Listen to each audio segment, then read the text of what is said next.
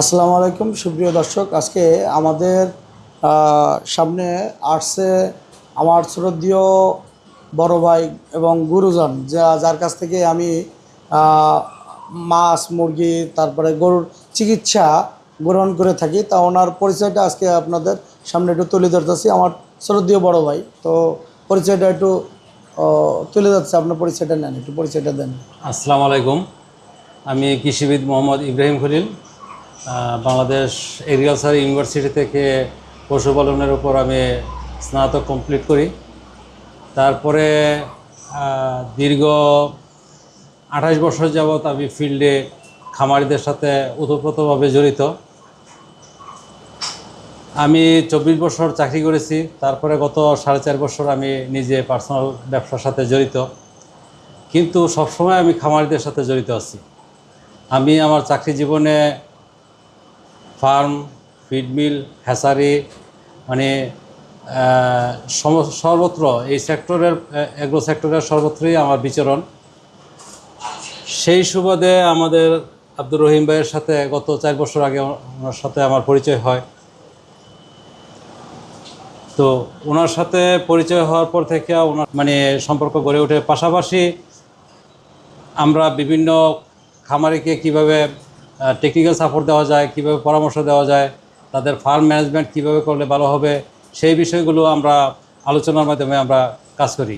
তো পাশাপাশি রহিম ভাই যখনই কোনো খামারি কোনো সমস্যায় পড়ে তখন আমার সাথে পরামর্শ করে।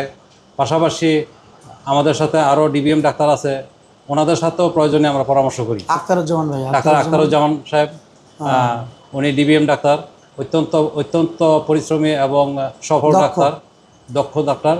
উনি বিশেষ করে গরুর উপরে অত্যন্ত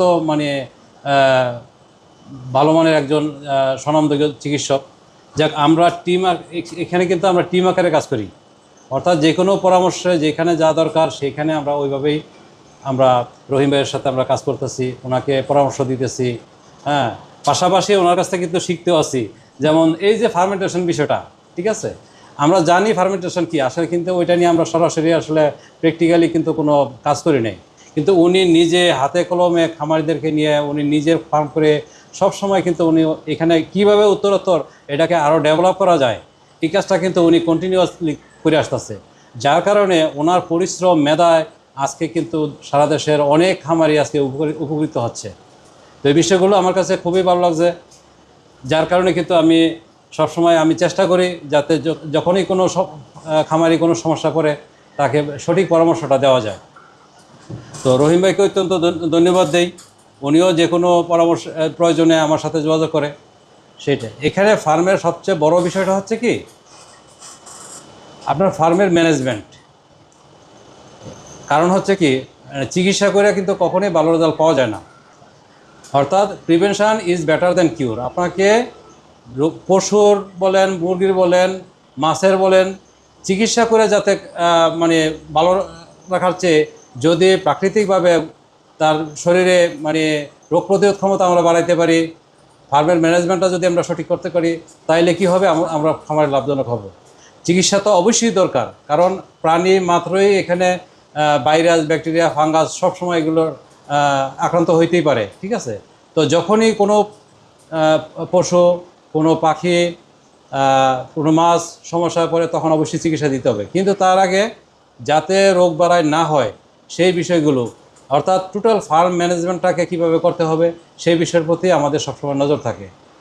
তো আমি সমস্ত খামারিদেরকে বলবো যে আপনারা রহিম ভাইয়ের পরিশ্রমের মাধ্যমে উনি যে রেজাল্টগুলি পাচ্ছেন, আপনারা সবাই এই সুফলটা নেবেন, এতটুকুই আমার আশা সবার কাছে।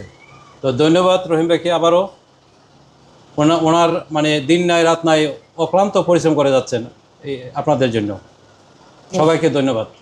সুপ্রিয় দর্শক, আমি ওনার সাথে লং টাইম কাজ করি এবং ওনার কাছ থেকে আমি অনেক চিকিৎসা পরামর্শ নিয়ে ডিবিএম ডাক্তার আখতারুজ্জামান ভাই এবং ওনাদের পরামর্শে আমি এতদূর পর্যন্ত আসছি। চিকিৎসা না পেলে তো আমার পক্ষে সম্ভব না আমি এতদূর যাওয়া, কারণ আমার তো পিছনে ব্যাগিং থাকা লাগবে। ব্যাগিং না থাকলে, ডাক্তার যদি না থাকে, তাহলে আমি চিকিৎসা পরামর্শ কিভাবে দেবো?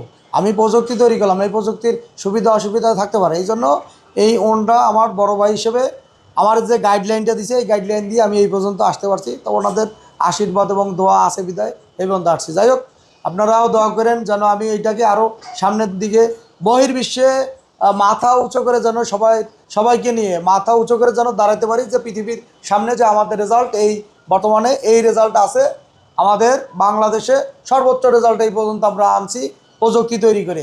এখন বহির্বিশ্বে বিভিন্ন প্রযুক্তি বিভিন্ন ধরনের তৈরি করে, আমরাও তাল মিলিয়ে তাদের সাথে যাওয়ার চেষ্টা করতেছি। তো বক্তব্য বেশি বাড়াবো না, তো দোয়া করবেন যেন আমি ভবিষ্যতে আরও ভালো কিছু করতে পারি। খুদা হাফেজ।